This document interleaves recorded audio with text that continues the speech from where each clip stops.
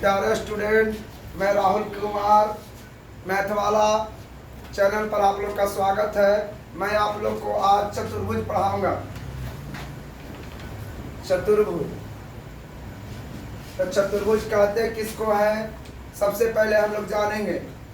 कहता है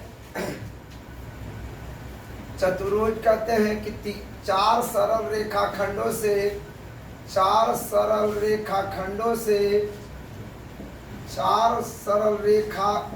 से घिरे हुए समतल आकृति को चार सरल रेखाखंडों से घिरे हुए समतल आकृति को चतुर्भुज कहा जाता है। चतुर्भुज कहा जाता है। चतुर्भुज कहते हैं किसको, तो चार सरल रेखाखंडों से घिरे हुए समतल आकृति को चतुर्भुज कहा जाता है। चतुर्भुज निम्नलिखित प्रकार के होते हैं। चतुर्भुज क्या होते हैं बाबू? निम्नलिखित प्रकार के होते हैं।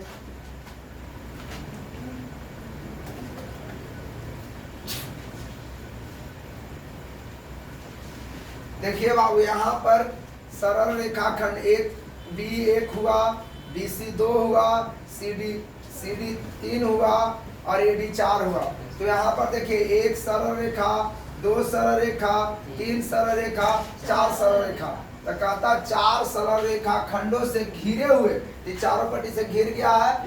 घिरे हुए समतल आकृति को क्या कहते हैं? चतुर्भुज कहते हैं। तो यहाँ पर आप लोग का चतुर्भुज, बहुत सारा चतुर्भुज हम चित्र में दिखा दिए हैं।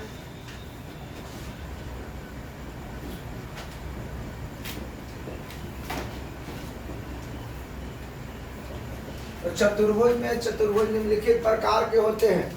एक बार फिर से आप लोग समझ लेंगे। कहता है कि चार सरल रेखाखंडों से घिरे हुए समतल आकृति को क्या कहते हैं? चतुर्भुज कहते हैं। चार सरल रेखाखंडों से घिरे हुए समतल आकृति को चतुर्भुज कहते हैं। तो चतुर्भुज निम्नलिखित प्रकार के होते हैं। चतुर्भुज क्या होते हैं बाबू? निम्नलिखित प्रकार के होते हैं। चतुर्भुज निम्नलिखित प्रकार के होते हैं। जैसे में बाबू वर्ग, जैसे में काजी बाबू आयत, दूसरा क्या होगा? आयत। तीसरा होगा समांतर चतुर्भुज। तीसरा क्या होगा? पहला होता है वर्ग। वर्ग एक क्या है बाबू? चतुर्भुज है। वर्ग क्या है? चतुर्भुज है। दूसरा क्या है बाबू? आयत। आयत क्या है? चतुर्भुज है। तीसरा है बाबू समांतर चतुर्भुज। समांतर चतुर्भुज। चौथा क्या है बाबू? सम चतुर्भुज। चौथा क्या है? सम चतुर्भुज। और एक होता है समलंब चतुर्भुज। ये क्या होता है? समलंब चतुर्भुज। चतुर्भुज में क्या होता है? वर्ग होता है। क्या होता है बाबू? दूसरा क्या होता है? आयत। तीसरा क्या होता है? चौथा क्या होता है? पांचवा क्या होता है? समलंब चतुर्भुज। तो सबसे पहले बारी बारी करके एक एक पढ़ेंगे। बारी बारी करके एक एक करके हम लोग पढ़ेंगे। तो सबसे पहले हम कौन चतुर्भुज पढ़ेंगे? वर्ग। सबसे पहले कौन पढ़ेंगे? वर्ग। वर्ग किसको कहते हैं? वर्ग को अंग्रेजी में क्या कहते हैं बाबू? स्क्वायर। SQUARE, स्क्वायर है ना। वर्ग मैंने क्या होता है? स्क्वायर। तो वर्ग कहते हैं किसको? तो कहता हुआ ऐसा चतुर्भुज, वैसा चतुर्भुज जिसके चारों भुजाएं, जिसका चारों भुजाएं बराबर होती है, जिसकी चारों भुजाएं बराबर होती है, तो उसे वर्ग कहेंगे। तो इतना ही कह के अगर गलत हो जाएगा इतना करके, तो ऐसे तो बाबू सम चतुर्भुज में भी होता है। वैसा चतुर्भुज जिसकी सभी भुजाएं बराबर हो, तो सम चतुर्भुज भी हो जाएगा। लेकिन यह पूरा परिभाषा आपका नहीं है। अगर कभी भी आप बोल रहे हैं कि वो ऐसा चतुर्भुज जिसके चारों भुजा बराबर है, तो आपको गलत हो सकता है वर्ग का परिभाषा। आपको बोलना होगा कि वो ऐसा चतुर्भुज, वो ऐसा चतुर्भुज। वर्ग का परिभाषा हम लोग बोलेंगे वैसा चतुर्भुज जिसका चारों भुजा, वैसा चतुर्भुज जिसके चारों भुजाएं चारों भुजाएं, वैसा चतुर्भुज है ना, वैसा चतुर्भुज जिसके चारों भुजाएं आपस में बराबर होते हैं, बराबर होते हैं और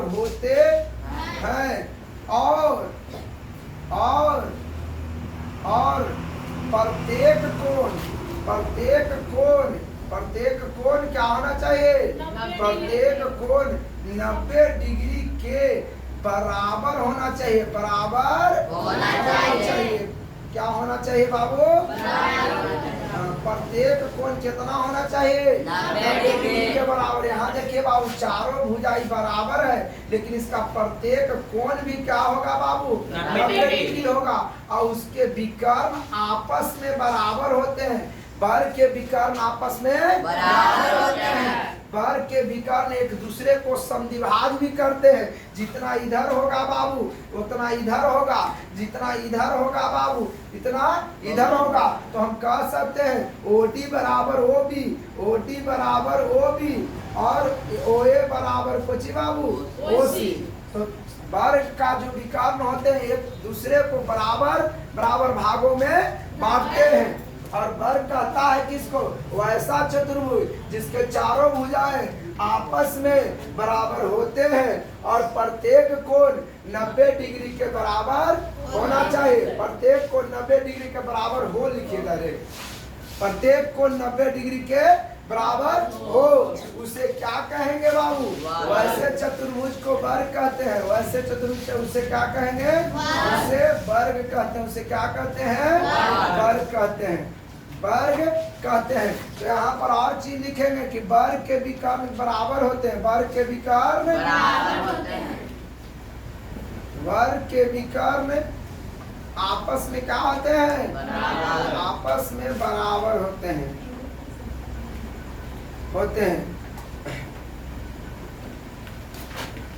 वर्ग के विकर्ण एक दूसरे को क्या करते हैं बाबू?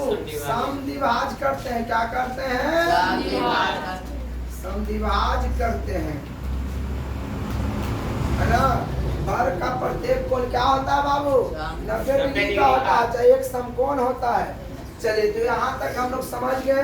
अब हम लोग इसके परिभाषा की ओर चलेंगे, यदि फार्मूला की ओर चलेंगे। तो वर्ग सबको समझ में आ गया? वर्ग का क्या परिभाषा होगा? कि वैसा चतुर्भुज जिसके चारों कोण बराबर, जिसके चारों भुजाएं क्या हो? आपस में बराबर हो, है ना। वैसा चतुर्भुज जिसके चारों भुजाएं आपस में क्या हो? बराबर हो। तथा प्रत्येक कोण, चाहे तथा लिखेगा जाए, तथा प्रत्येक कोण 90 डिग्री के बराबर होता है।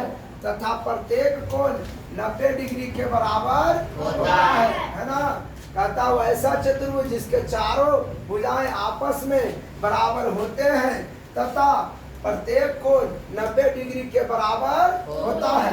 तथा प्रत्येक कोण 90 डिग्री के बराबर होता है, उसे वर्ग कहते हैं। उसे क्या कहते हैं? वर्ग कहते हैं। तो यहाँ पर देख चलेंगे चित्र में, देखिए जितना AD होगा बाबू, है ना, AB जितना होगा उतना क्या होगा बाबू? BC होगा। और जितना BC होगा उतना CD होगा बाबू, और जितना CD होगा उतना ही AD होगा। अब बाबू कोण A बराबर B और कोण B बराबर C और कोण D बराबर 90 डिग्री। कहने का अर्थ है कि सभी कोण 90 डिग्री के बराबर होगा और AC बराबर क्या होगा बाबू? BD। और OA बराबर, ऊपर तो लिखे हुए, OA बराबर क्या हो जाएगा? OC। और OB बराबर OD, है ना। तो ये आपका वर्ग का परिभाषा हुआ, वर्ग के गुण हुआ। वर्ग की विशेषता कोई पूछेगा कि वर्ग की विशेषता बताए, तो हम बोलेंगे कि वर्ग के चारों भुजा बराबर होते हैं। पहला वर्ग की विशेषता में क्या बताएंगे? गुण में कि वर्ग के चारों भुजा आपस में बराबर होते हैं। वर्ग के विकर्ण आपस में बराबर होते हैं। वर्ग के प्रत्येक कोण 90 डिग्री का होता है। अब वर्ग के विकर्ण एक दूसरे को समद्विभाज करते हैं। 4 गुण मुख्य है, यही 4 गुण से। तो अब कह देगा कोई आपको फंसाने के लिए कि बाबू रे इस बताओ तो इहो तो सम चतुर्भुज है, एकरो चारों भुजा बराबर है, तो कहेंगे कि सम चतुर्भुज में चारों भुजा बराबर होते हैं, लेकिन प्रत्येक कोण 90 डिग्री नहीं होता है और उनके विकर्ण आपस में बराबर नहीं होते हैं, इसलिए यह सम चतुर्भुज वर्ग नहीं हो सकता है, लेकिन वर्ग सम चतुर्भुज हो सकता है। चलिए अब देखते हैं, हम लोग आप फॉर्मूला पर आते हैं। यहाँ तक किसी को लिखने की जरूरत होगा तो बाबू लिखते जाइएगा, ठीक है, नहीं तो ऐसे सब क्लियर हो जाएगा। बाकी फिर आपको रिकॉर्डेड वीडियो चला जाएगा, आप आराम से घर से रोक रोक के देख देख के लिखते रहिएगा, ठीक है। तो देखिए बाबू, अब कहता है कि वर्ग का क्षेत्रफल, तो वर्ग का क्षेत्रफल बाबू हम लोग किसी का क्षेत्रफल निकालते हैं तो लंबाई गुने क्या करते हैं बाबू, चौड़ाई करते हैं, लंबाई गुने चौड़ाई। तो इसका जितना लंबाई है उतने चौड़ाई है, जितना लंबाई है उतने चौड़ाई है। मान लेते हैं कि भुजा की लंबाई ए है, भुजा की लंबाई ए है, तो चौड़ाइयों तो ए न होगा बाबू। किसी भी वर्ग का क्षेत्रफल निकालने तक कोई भी क्षेत्रफल निकालने के लिए दोनों बीमा द्विविमीय आकृति है, वर्ग कैसा है, द्विविमीय आकृति है ना, जिसमें दो बीमा है, एगो लंबाई है एगो चौड़ाई है। तो द्विविमीय आकृति का क्षेत्रफल जब भी निकालते हैं तो उसमें क्या करते हैं हम लोग, लंबाई और चौड़ाई को ही क्या करते हैं, गुना के रूप में लिखते हैं। तो देखिए वर्ग का अगर क्षेत्रफल करेंगे तो लंबाई गुने चौड़ाई, तो लंबाई भी मेरा ए है और चौड़ाई भी मेरा ए है, तो ए गुना होगा तो क्या हुआ, ए को हम लोग कहते हैं भुजा। यहाँ देखिए ई भी है भुजा, आई भी है भुजा, तो भुजा भुजा गुना होगा तो भुजा के स्क्वायर, भुजा के स्क्वायर क्या आ जाएगा, भुजा के स्क्वायर। अब बाबू देखिए, अब भुजा के स्क्वायर है तो यहीं से एक और फॉर्मूला बनेगा। हम लोग जानते हैं कि जब वर्ग बराबर की काटी आता है तो कोची में बदल जाता है, वर्ग जब बराबर की इस तरफ आता है तो वर्ग किस चीज में बदल जाता है, रूट में बदल जाता है। वर्ग जब इधर आता है तो वर्गमूल बन जाता है, और घन इधर आता है तो घनमूल बन जाता है, और वर्गमूल इधर जाता है तो वर्ग बन जाता है, और इधर घनमूल इधर जाता है तो घन बन जाता है। बताए थे वर्ग वर्गमूल घन घनमूल में आप लोग को, है ना। तो बताइए इधर से वर्ग हटाइए तो इधर आएगा तो कोची होगा, रूट अंडर ना, तो इधर बच जाएगा कोची बाबू, भुजा। क्या बच जाएगा, खाली भुजा। तो वर्ग के भुजा का एक फार्मूला बना, वर्ग के एक भुजा का फार्मूला क्या बना कि वर्ग का क्षेत्रफल है ना, तो रूट अंडर वर्ग का क्षेत्रफल, एक भुजा का फार्मूला बन गया। चलिए अब जानेंगे बाबू वर्ग का परिमाप, वर्ग का परिमाप। तो वर्ग का परिमाप हम लोग जानते हैं बाबू कि चारों भुजाओं का योग होता है। तो बताइए एक भुजा ए है तो चार को भुजा है, तो चारों को जोड़िएगा, ए जोड़े ए जोड़े ए जोड़े, तो क्या गो ये होगा, चार गो ए। इसी को हम लोग 4 गुने ए लिखिए या 4 गुने भुजा लिखिए। आप बताइए यहाँ से भी एक भुजा का फार्मूला लिख लेगा, भुजा को यही रह देंगे, गुना में 4 है तो इधर आएगा तो कोची में हो जाएगा, भागा में। तो अब यहाँ भी ये वो लिख लेगा, वर्ग का भुजा बराबर, वर्ग का भुजा बराबर वर्ग का परिमाप, वर्ग का परिमाप, वर्ग का परिमाप। अब बटे बाबू कोची, बटे बाबू कोची। चलिए अब हम लोग चलते हैं बाबू वर्ग का विकर्ण से। तो वर्ग का विकर्ण, वर्ग का विकर्ण, वर्ग का विकर्ण का फार्मूला होता है बाबू देखिए, root under L square plus B square. आयत में आपको बताया जाता है। तो यहाँ देखिए एल भी ए है, एल भी ए है, एल भी ए है, क्या बाबू, एल भी ए है और बी भी क्या है, ए है, दोनों ए है। तो ए स्क्वायर जुटेगा तो क्या होगा बाबू, ए स्क्वायर। एकरा पर वर्गमूल चढ़ा है ना, ए स्क्वायर से तो वो खत्म हो जाएगा, तो 2 का तो वर्गमूल नहीं निकलेगा, लेकिन ए स्क्वायर का वर्गमूल ए वो निकलेगा ना। तो क्या बना बाबू, देखा कैसे √2a आया। इसका फार्मूला होता है बाबू लंब स्क्वायर प्लस आधार स्क्वायर के रूट अंडर लंब स्क्वायर प्लस आधार स्क्वायर। तो लंब मेरा भी लंबाई भी ए है तो ए के स्क्वायर और चौड़ाई भी ए है तो ए के स्क्वायर। तो ए स्क्वायर जुटेगा तो 2a स्क्वायर और 2a स्क्वायर है ना? और नहीं तो देखिए आओ आपको यहाँ समझा देते हैं डिटेल में। 10वां में जाइएगा, आप लोग भी पढ़े हैं। ई है बाबू आधार, आई है बाबू आधार, तो ई है कर्ण, ई क्या हो गया? तो कर्ण बराबर फॉर्मूला आप लोग को बताए हैं, रूट अंडर लंब स्क्वायर प्लस आधार स्क्वायर। तो लंब मेरा कितना है? लंब ए है तो ए का स्क्वायर, आधार कितना है? ए का स्क्वायर, तो ए स्क्वायर जुटेगा तो 2a स्क्वायर, 2 का वर्गमूल नहीं निकलेगा लेकिन ए स्क्वायर का वर्गमूल निकलेगा, तो रूट 2a हो जाएगा। तो देखिए ऐसे से समकोण त्रिभुज से भी अगर चलते हैं तो हमको कर्ण निकालेंगे, तो यही कर्ण भी कर्ण बन गया, यही कर्ण है। तो इधर से चलेंगे तो BCD त्रिभुज में, इधर से चलेंगे तो ABC त्रिभुज में। तो हम लिख सकते हैं वर्ग का फॉर्मूला, वर्ग के विकर्ण का फॉर्मूला क्या लिखाएगा? Root 2a। पानी लेके आइए बाबू।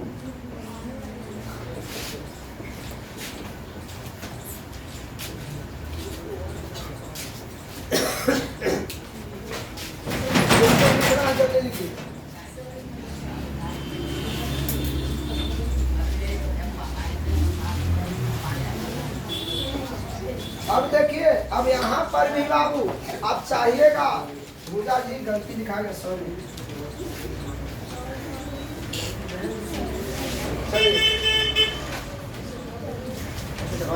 अब देखिए यहाँ पर भुजा का भी फिर एक फॉर्मूला बनेगा, भुजा का एक फॉर्मूला क्या बनेगा बाबू?